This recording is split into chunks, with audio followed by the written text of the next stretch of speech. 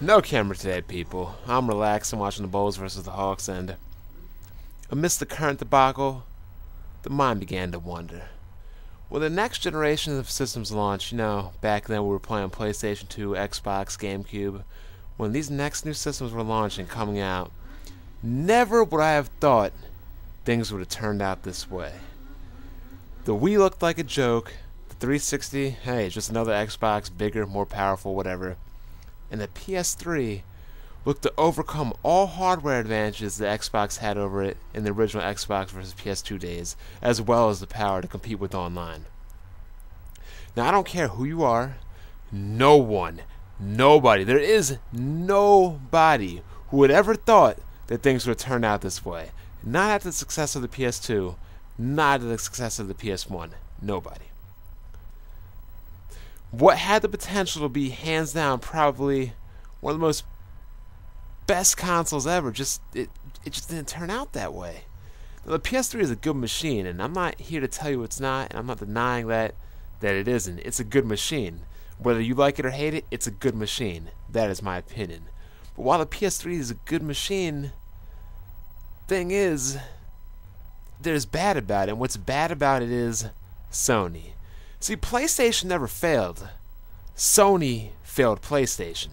And if you guys don't understand what I'm saying here, the PlayStation is fine, but just Sony completely, utterly, and unconditionally failed PlayStation. This has got to be the biggest mismanagement of any high-profile, high-end electronics device, equipment, whatever, ever. Sony's arrogance, their ignorance, and poor decision-making, all these factors just went into holding back what the PS3 could have been, what the PS3 should have been. I mean, first off, you got a bunch of jackasses that can't advertise to save their life. To this day, I still haven't figured out what they were trying to do. I mean, crying babies on screens with fire burning in their eyes, and don't even get me started on Marcus and the PSP squirrels and that.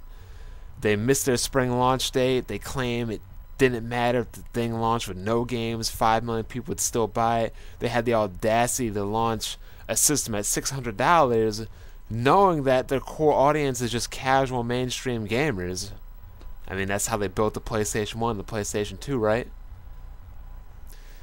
I mean, they also claim that the PlayStation 3 will replace your PC. I mean, we all know how that happened with the PS2, right? When they had the monitors and the AOL and the hard drives hooked up to it.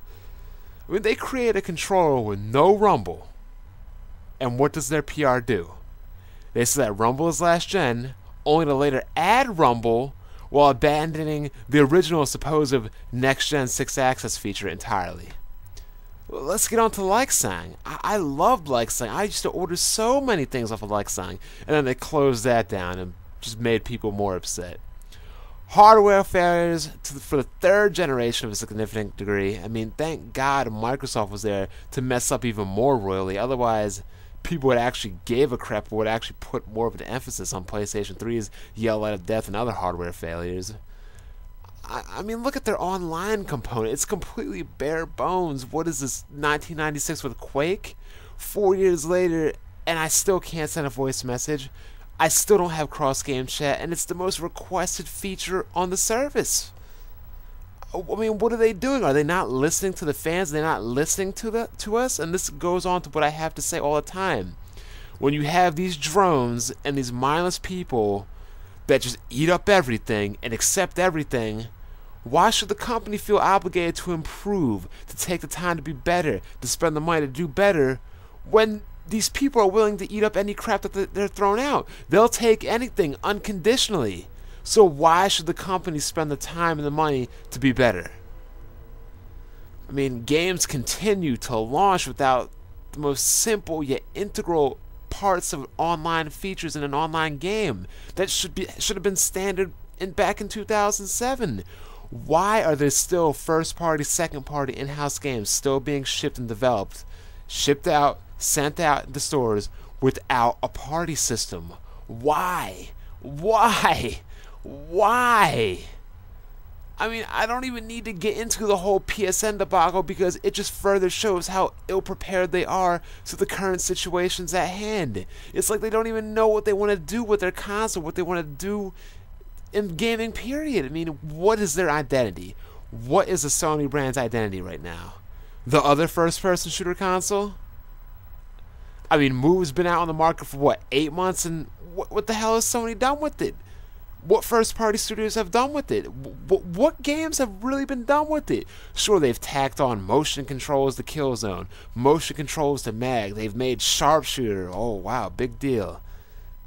And just 8 months out on the market, they just really haven't done anything. Not to say that Microsoft and Kinect has done anything more, but come on now. I mean, Move, 6-axis, Sharpshooter, 3D. It's like they just put crap out there just for the hell of it. They need to just concentrate on the gaming aspects, pure and concise, and be true to it, rather than just putting feature after feature, just putting in all these things and just jack of all trades, master of none. Building the PlayStation 3 shouldn't have been this hard. Make a stronger system with better online, thus negating the two biggest strengths that the original Xbox had over the PlayStation 2. Power in the hardware and power over a better online service. But apparently, even this was too hard for the people at Sony. Even the Blu-ray disc 4 years later is severely underutilized. Tell me why a sandbox first-person shooter like Crysis is 6.35 gigabytes on my hard drive, while a rail shooter like Killzone 3 is 41 gigs. What is 41 gigs on that disc? And it can't be graphics. It can't be an open world. It can't be any of that. I mean, in all honesty, people, you have to install most of the PS3 games regardless, which to me renders the Blu-ray drive irrelevant. Do you realize what sort of damage the PlayStation 3 could have done to the Xbox 360 if it came cheaper with no Blu-ray, just a standard DVD drive, a DVD player, and a large hard drive, pretty much like it has now? And if you're already having mandatory installs, then what's the point? I mean, PC gets around just fine with DVD 9 and installations. The PlayStation 3 could have done so just as well. I mean, last I checked, a hard drive was a hell of a lot cheaper than a Blu-ray drive back then and currently even now. But then again, this goes back to my point of Sony just doing things for the hell of doing them. I mean, you can all say that Metal Gear Solid was a perfect use of why we need Blu-ray, but then again, at the same time, that game needed to be installed to the hard drive. So would it have been any different if we would have packed in a 200 gig hard drive, a 100 gig hard drive, whatever, and just installed the game to it? Like we pretty much had to anyways? Probably not. Now factor in the designing of a system that takes the majority of the developers years into the generation, years into the life cycle of the console, just to grasp getting a hold of it. I mean, look at Valve, look at the majority, even look at the in-house developers. Once they finally get to the hang of developing for the console, I mean, look where we are right now. The console's already obsolete. They're already showing their age. They're struggling to do 720p at 30 frames per second. We're already in the time frame of the consoles being around too long, being obsolete. I mean, do people not remember the consequences of Nintendo doing this very same thing with the N64, making it difficult to develop for, so only the best developers would cut through and only they would be able to develop and get ahead of everybody? I mean, people, I'm not here to tell you that the PlayStation 3 is better, that the PlayStation 3 is worse than the competition, but regardless, in my opinion, the Wii was a step up from the GameCube. The 360 was a step up from the Xbox. The PS3 was not a step up from the PS2. It brought it down.